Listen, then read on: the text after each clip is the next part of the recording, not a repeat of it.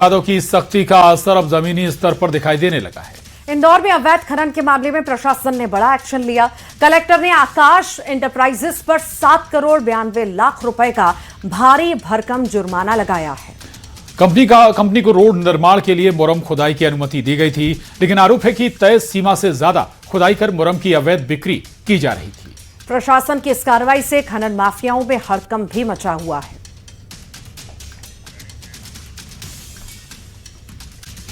मध्य प्रदेश में किसानों के मुद्दे पर सियासत तेज हो गई है। मुख्यमंत्री डॉक्टर मोहन यादव ने फसलों पर बोनस और प्रोत्साहन राशि को लेकर बड़ा बयान दिया है। मुख्यमंत्री ने कहा कि किसानों के लिए सरकार हर संभव कदम उठाएगी और उनका कमिटमेंट पक्का है। इस दौरान सीएम ने कांग्रेस पर भी तीखा हमला बोला और कहा कि कांग्रेस ने अपने 55 साल के शासन में किसानों के लिए कुछ भी नहीं किया।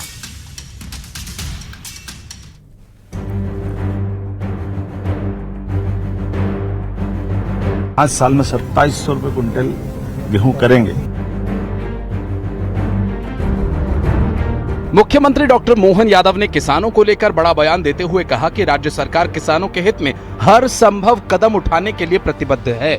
फसलों पर बोनस और प्रोत्साहन राशि को लेकर सीएम ने साफ कहा कि किसानों के लिए सरकार सब कुछ करेगी और जो वादा किया है उसे पूरा किया जाएगा। तब हमने कहा था कि हम 5 साल में 2700 रुपए क्विंटल गेहूं करेंगे। ये हमारी सरकार का संकल्प है कि हम अब लगभग 2625 तक पहुंचे हैं। 2 साल बीच में है। मैं उम्मीद करूंगा निश्चित रूप से 27 जो हमने घोषणा की 2700 की उससे बाहर जाएंगे और ये किसानों के प्रति भाजपा का प्रेम और विश्वास है। सीएम डॉक्टर मोहन यादव ने कांग्रेस पर जुबानी हमला बोलते हुए कहा कि मध्य प्रदेश की बीजेपी सरकार किसानों की सरकार है। किसानों की आय बढ़ाने के लिए लगातार फैसले लिए जा रहे हैं। सरकार का दावा है कि खेती को लाभ का धंधा बनाने के लिए कई योजनाएं चलाई जा रही हैं। आप याद करो कांग्रेस के लोगों को 1956 में मध्य प्रदेश बना, 47 में देश आजाद हुआ। लगभग 55 साल तक उनकी सरकार रही, लेकिन केवल 400 रुपया क्विंटल 55 साल में उनने बढ़ाया था। सिंचाई का रकबा उनके 55 साल में केवल 7.5 लाख हेक्टेयर था। ये तो हमने अपनी 1.5 साल की सरकार में कर दिया। आज की स्थिति में 10 लाख हेक्टेयर का सिंचाई रकबा मध्य प्रदेश ने बढ़ा दिया। मुख्यमंत्री के इस बयान के बाद प्रदेश की राजनीति भी गर्मा गई है। एक तरफ बीजेपी इसे किसानों के हित में बड़ा भरोसा बता रही है, तो वहीं विपक्ष इस पर सवाल उठा रहा है।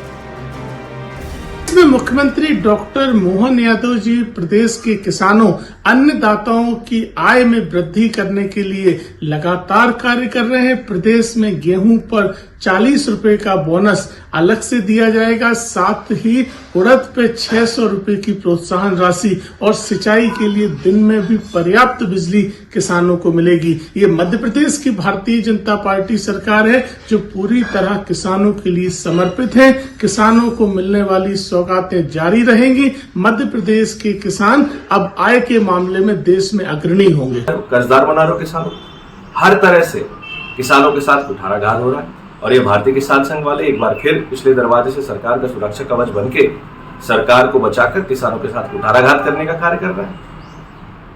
किसान समझ चुका है ये हेडलाइन मैनेजमेंट, इवेंट और वादों का खेल नहीं चलेगा। फिलहाल मुख्यमंत्री के इस बयान के बाद प्रदेश में किसानों के मुद्दे पर सियासत तेज हो गई है।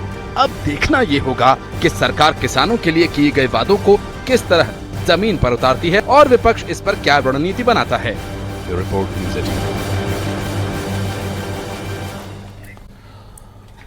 ये कहानी है रियल फाइटर की। आपको एक ऐसे रियल हीरो से मिलवाते हैं जिसने यूपीएससी एग्जाम क्रैक किया।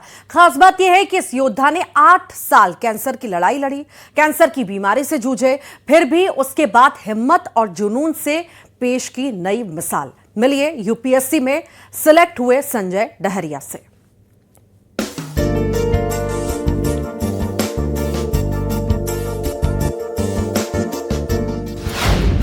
ये कहानी है जुनून की। रियल फाइटर संजय से मिलिए।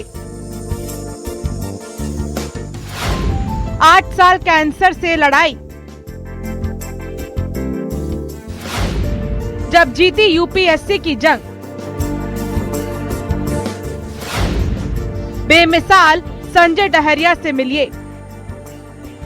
फिल्मी पर्दे पर रियल हीरो नहीं होते, असल हीरो तो हमारे आसपास होते हैं। ऐसे ही रियल हीरो हैं महासमुंद के रहने वाले संजय डहरिया, किसान के बेटे जिनका सिलेक्शन यूपीएससी में हुआ, यानी ऑफिसर बन गए हैं संजय। लेकिन ये मुकाम हासिल करना आसान नहीं था।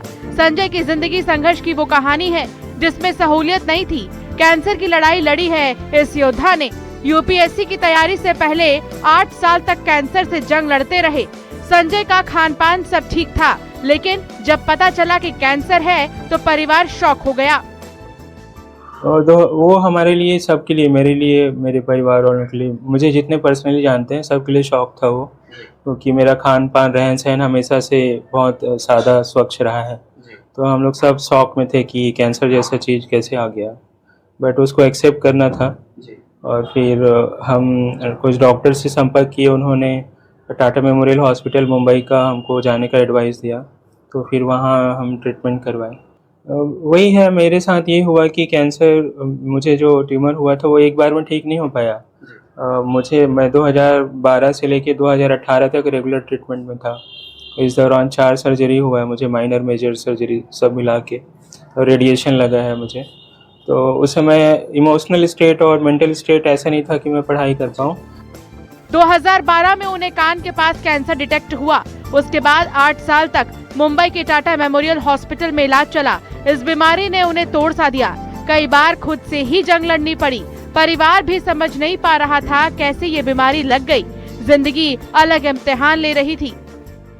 मेरा हेल्थ 2018 तक स्टेबल हो गया था। तो उसके बाद से मेरा एक पहले से जो दबा ड्रीम था मन में कि IAS करना है करके, उसको मैं अपने आप से फिर से बात किया कि क्या मैं उसको शुरू कर सकता हूँ क्या फिर से। तो मुझे लगा कि ट्राई तो करना चाहिए, हेल्थ भी अब ठीक हो गया है। तो उसके बाद मैं 2022 से रेगुलर पढ़ना शुरू किया। 2-3 साल अपने आप को समय दिया, 18, 19, 20, हेल्थ मेरा अच्छे से रिकवर हो जाए मेंटली, इमोशनली। वो होने के बाद मैं 2022 से अपना अच्छे से तैयारी की, और ये मेरा 3rd अटेम्प्ट है। लेकिन इस रियल फाइटर ने अपने हौसले और परिवार और लोगों के प्यार से कैंसर को हरा दिया। सोच सकते हैं कैसे मुश्किल से ये वक्त कटा होगा। इसके बाद हिम्मत नहीं हारी, एक जंग जीते, फिर अपने उसी अधूरे सपने को पूरा करने के लिए दिलो जान से जुट गए। ये सपना था यूपीएससी एग्जाम को क्रैक करने का। रोजाना सुबह 8 बजे से रात 10 बजे तक 4 साल तक यूपीएससी की तैयारी की।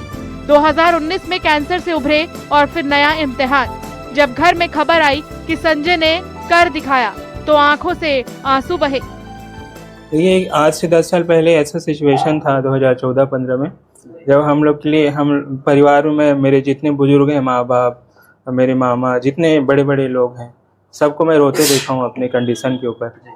तो हम लोग का बस एक उद्देश्य रहता था कि जीवन बच जाए, और आज वो जीवन बचा, और उसको हम भगवान की आशीर्वाद से मैं उसको और अच्छे संवार पाया, और संभवतः मुझे एक ऑल इंडिया कोई सर्विस मिल जाएगा अच्छा। ये हौसलों की उड़ान है। संजय ऑफिसर बनकर क्या करना चाहते हैं, सुनिए। लेकिन फिर भी निस्वार्थ रूप से वो लोग मुझे घर दिए रहने के लिए, है ना। मुंबई जैसे शहर में कोई आपको घर दे रहा है, बड़ी बात होती है। हॉस्पिटल में आके मेरे हॉस्पिटल बेड के बगल में बैठ के मुझे सांत्वना देते थे, बात करते थे मुझसे। तमिलनाडु के लोग थे कुछ, तो ऐसे लोगों का सहयोग मिला है जो निस्वार्थ रूप से मुझे सहयोग किए। तो मेरा उद्देश्य रहेगा कि मैं उसको वापस दूं। मैं भी निस्वार्थ रूप से सोसाइटी के लिए, समाज के लिए, आसपास के लोगों के लिए कुछ करूं। ये हौसलों की उड़ान है, ऐसी जीती जाती जंग है। संजय आज सबके लिए मिसाल बन चुके हैं। दौर कितना बुरा क्यों ना हो, हिम्मत से मैदान फतह किया जा सकता है। जिन्होंने न सिर्फ कैंसर से जंग जीती है बल्कि यूपीएससी 2025 भी फतह किया है, और उनका बोलना है कि प्राथमिक तौर पर वो ऐसा काम करना चाहते हैं जिससे जो है जन सेवा कर पाएं। कैमरा पर्सन राजन सिंह के साथ विशु शुक्ला, न्यूज़ 18 छत्तीसगढ़, रायपुर।